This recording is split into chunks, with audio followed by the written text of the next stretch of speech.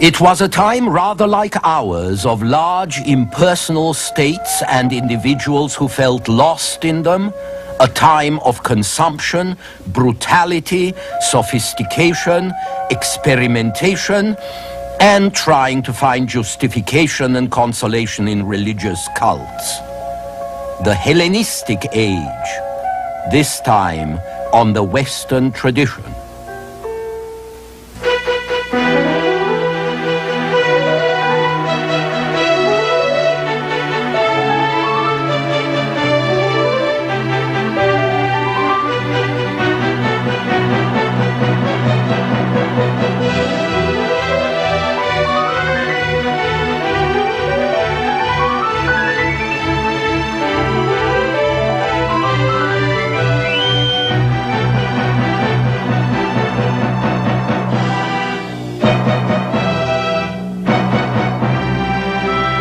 And now UCLA professor Eugen Weber's continuing journey through the history of Western civilization.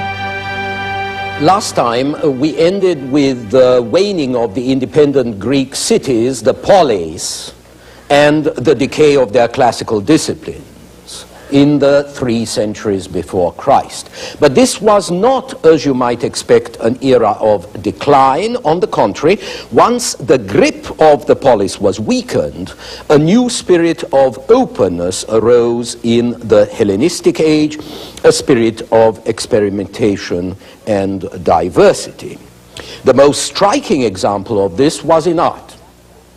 The artists of the classical period imposed standards that were outside and beyond the change and decay that are part of human life.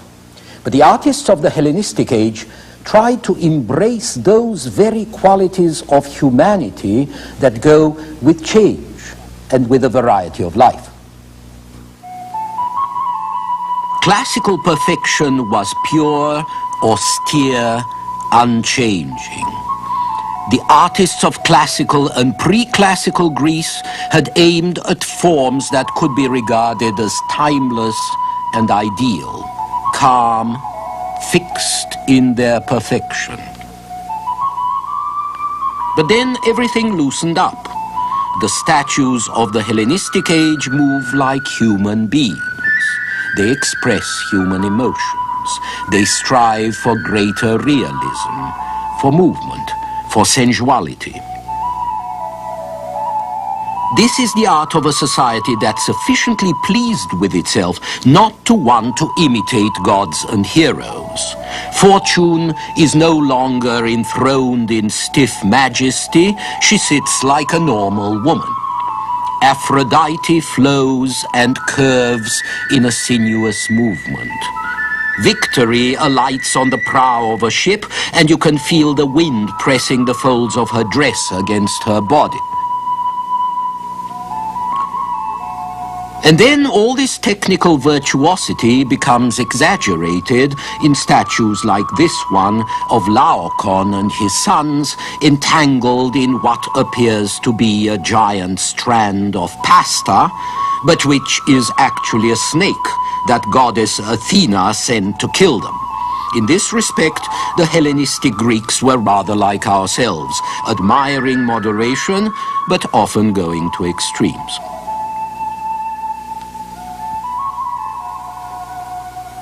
But if much of this art, with its Baroque convolutions and grotesque sugary pathos, is less admired than its classical predecessors, it's also more natural, more dramatic, more dynamic. And it is also more inclined to historical references. This is the first age of museums, collections, libraries, private and public, and of archaeology. So what some denounced at the time as fragmentation and alienation in a vast impersonal state, others appreciate as greater independence in a more open, less constricting society. Polis-directed art goes out, individual-directed art comes in. We get portraits in busts and paintings that are not idealized but lifelike. We get landscapes and still lives which would have been completely irrelevant when only gods and the polis mattered. And now the center of literary life is not Athens, as it had been for so long, but the new Hellenistic city of Alexandria, which produces psychological speculation and biography and autobiography. In this theatrical scene, lovers struggle not against gods, but against parents and rivals, and the references are not to higher values, but to wills and dowries and stolen letters, as in modern entertainment. And the public also wants happy endings, not just the inevitably grim misadventures of classical Greek tragedy. There is a wider market for art now, and there is a greater variety in public taste. It's less grand, less noble than that of the 5th or 6th century BC. It mirrors a more vulgar society, insecure, uneasy, excited, but livelier, much like our own. Another familiar aspect of the Hellenistic world is that one's social experience in the community had shifted from an accessible human scale where you could affect your environment if you wanted to a fragmented, depersonalized society. If you wanted to lead a good life, you could no longer say, as Plato said, let's make a good society make good men lead good lives. And if you wanted to play a part in the world, you could no longer just stay in your polis because the polis mattered less and less. You had to enter the service of one of the great kings who ruled in Macedonia or Egypt or Syria.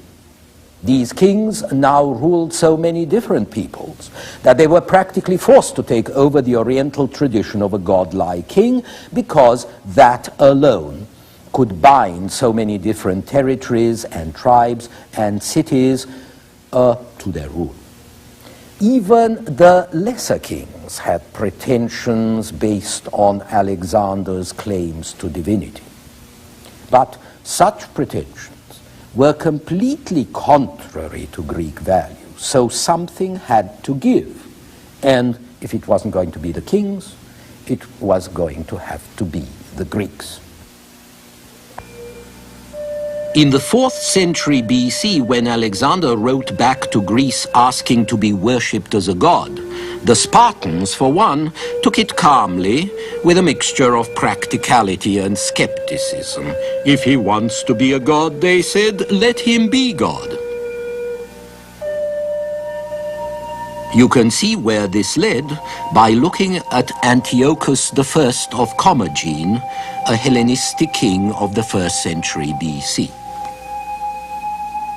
When he built his tomb at Nemrut Dag, which is now in Turkey, Antiochus cut off the top of a mountain 8,200 feet high and had it replaced with a tumulus, a grave mound 400 feet high, with colossal statues of Greek and Persian gods in whose midst he sits enthroned, a god among the gods.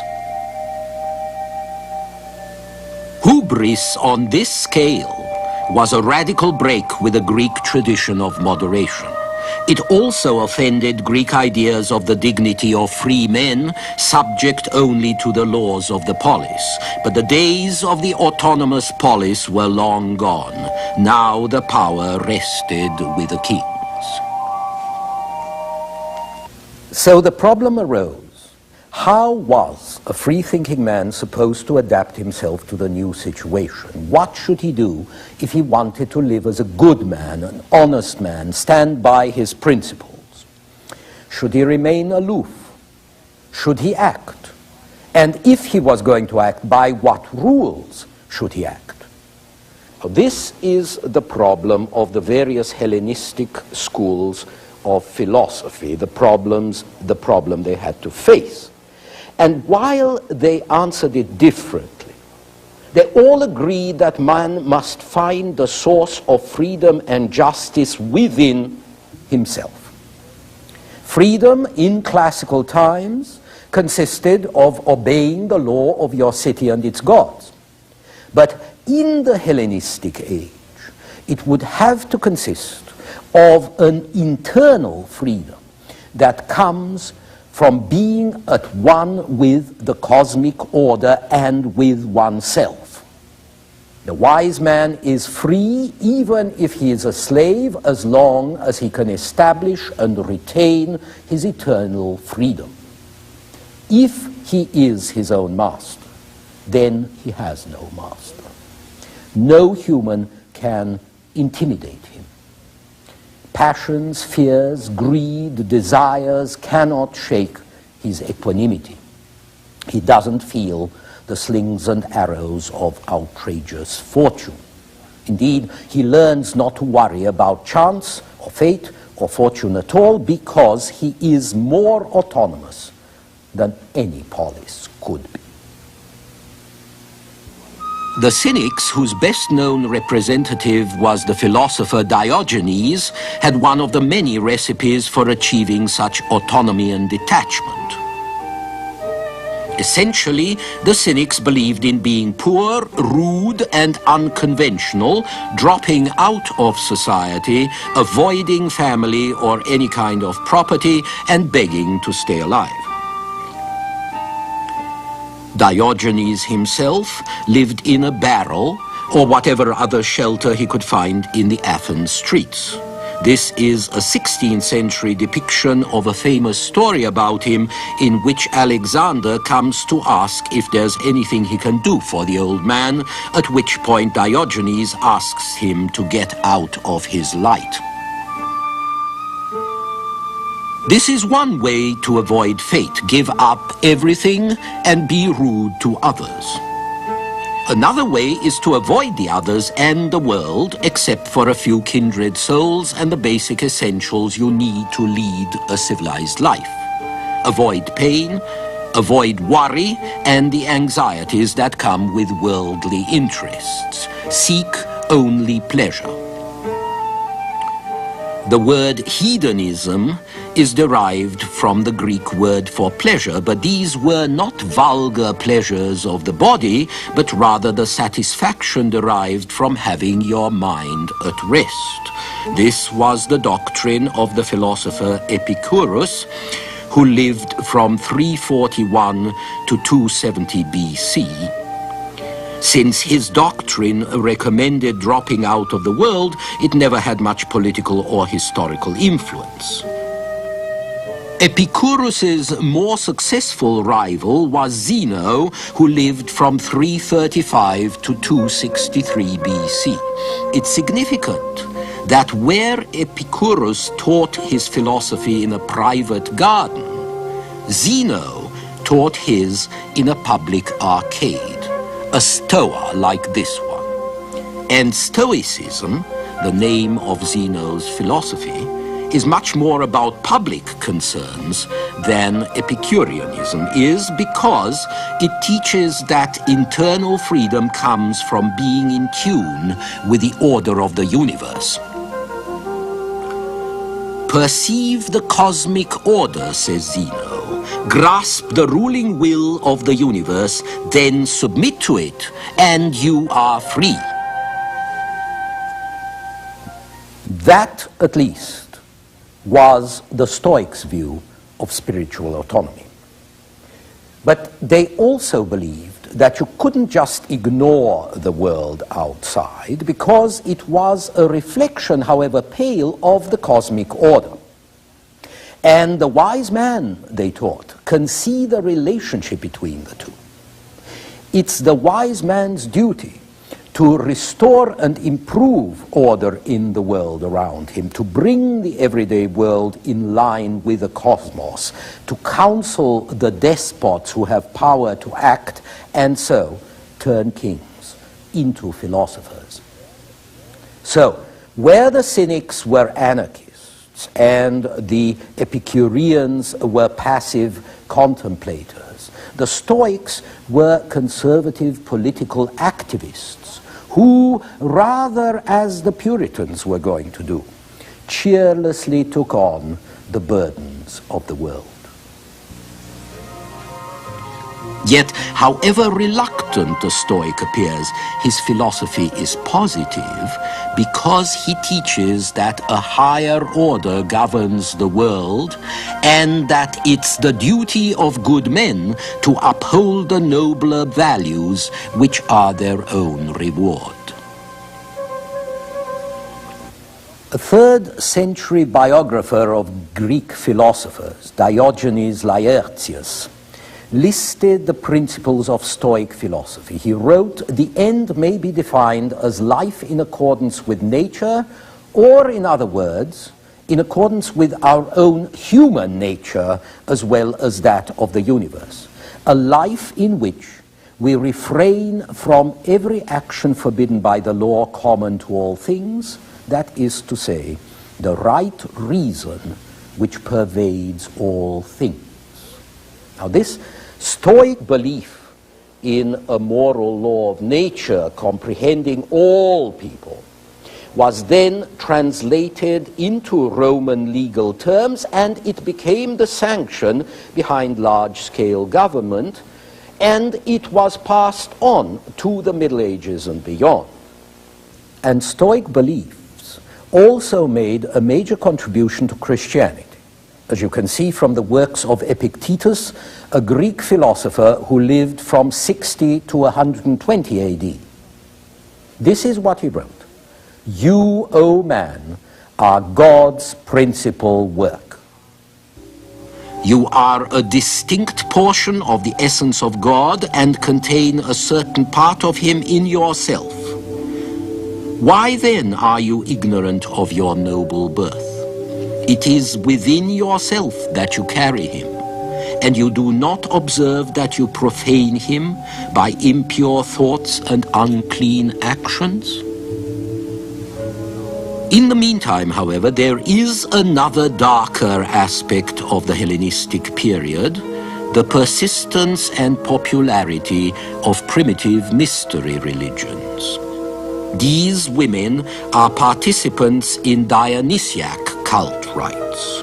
Only the initiated learn the secrets to the mysteries of life, and so only they are afforded salvation. Whether these mystery cults worshipped Isis or Serapis from Egypt, Mithras from Persia or others, they all had this in common: they were the business of the individual, not the polis. They took no account of political responsibilities, and they bound people together in communities of worshippers quite independent of the state religion. The simplest of these were the good old earth religions like the Eleusinian cult you see depicted here, or the Dionysiac cults. This is Dionysius himself, the god of fertility, wine, and drama. In all of the cults, a young king appears who is the bearer of spring and a new summer. He appears as the savior of the earth, which winter had made cold and lifeless, and which all the pollutions of the past had doomed to barrenness. And by an extrapolation, the young king is also the savior and purifier of mankind from all kind of evils, bringing a new age to the world. Then there is the lady, the old earth or fertility goddess, the mother or sister or wife of the Savior, who is often both a virgin and a mother, and who appears all around the Mediterranean in a variety of shapes and names. Lastly, there are the heavenly bodies, the sun, seen here in his chariot, the moon, the stars represented by these boys who dive out of sight when the dawn comes. Over the centuries, this worship came gradually into contact with a more definite sun worship of Persia, and eventually it brought us the cult of Mithras, the unconquered sun, who is seen here slaughtering a bull to guarantee the return of the seasons. Mithras became particularly popular in Rome in the 2nd century and proved to be the chief rival of Christianity. After the sun, there were the planets in their 7 spheres surrounding the Earth. Their movement reflected the will of Providence. Their power affected everything, even the days of the week. Next to these heavenly bodies, life and human endeavor are a vain thing. So the religion of later antiquity becomes absorbed in plans of escape from the prison of Earth, her sister planets, and the other lesser stars. Men and women are the sport of fate and chance, to say nothing of the native ills and demons of the Earth. But if you could move away past the sphere of the Earth, past the sphere of the moon and of the other rulers of the universe, then you could get to the sphere of the ultimate God, whatever his name may be, where there is true being and freedom. And more than freedom, the ultimate union with God. The kind of knowledge which would enable you to get to this point must be taught. Men must be initiated, as in this ceremony in a temple of Isis. So here you have priests and prophets and teachers. But above all, you have the figure of a redeemer, a godly savior, who is connected with figures like Attis or Adonis in Asia Minor, Osiris in Egypt, Dionysius in Greece, and the special Jewish idea of the Messiah who would save the chosen people. This Redeemer has various names, particularly that of Christos, of anointed. And above all, he is in a very profound sense man, or the Son of Man, even though he is also a God. The logic goes this way: since the ultimate unseen God, spirit though he is, made man in his own image, it follows that God is himself man.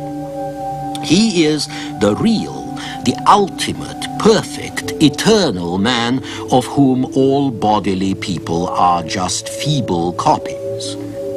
So this God and ideal or first man is the Father, while the Redeemer, the Savior, is his Son, the image of the Father, or the Son of Man.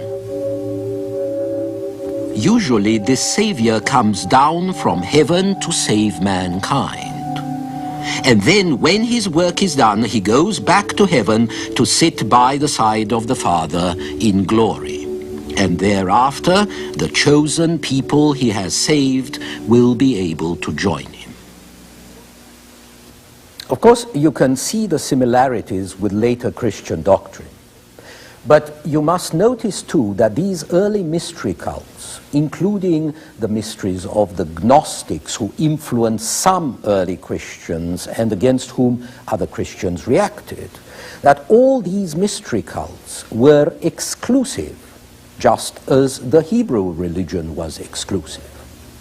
They were a set of cliques of chosen people, each with their particular contract or password to salvation. Whereas, as we shall see in due course, the Christians were going to realize the universal implications of these cults in a much more effective way.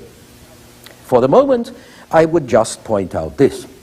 It's impossible not to see these religious developments as emotional aids for men and women who without them felt that they faced the world alone and who found their native powers were simply not up to the ordeal. But out of this process, there grew a new kind of self-consciousness, a sense of personal privacy and internality, such as the Greek of the classical age never possessed. Men and women were slowly making souls for themselves, and they were making churches too, whose values and rights and institutions stood for the first time outside the political community, for better or for worse.